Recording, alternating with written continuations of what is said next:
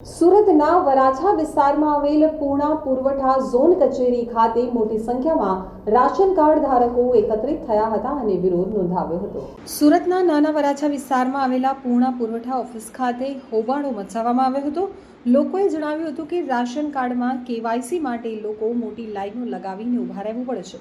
Ration કાર્ડમાં KYC માટે છેલ્લા ઘણા દિવસોથી ધક્કા ખાવા પડે છે। વધુમાં તેમણે આક્ષેપ કરતા જણાવ્યું કે એજન્ટોને 100 રૂપિયા આપી ફોર્મ ભરાવીએ તો તરત વારો આવી જાય છે।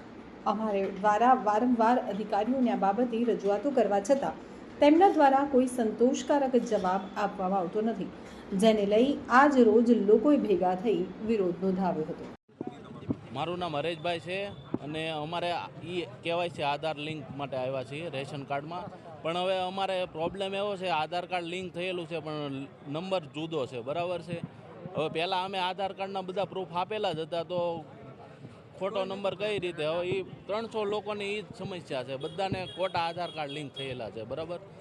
તો હવે અમે 6 વાગ્યાના અહીંયા લાઇનમાં છીએ, બરાબર।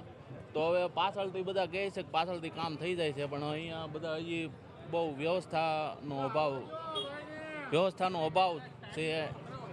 એટલે અમારી માંગ એ છે કે થોડું વહેલાસર બધાનું કામ થાય એવું કંઈક સરકાર ધ્યાન આપે એમ।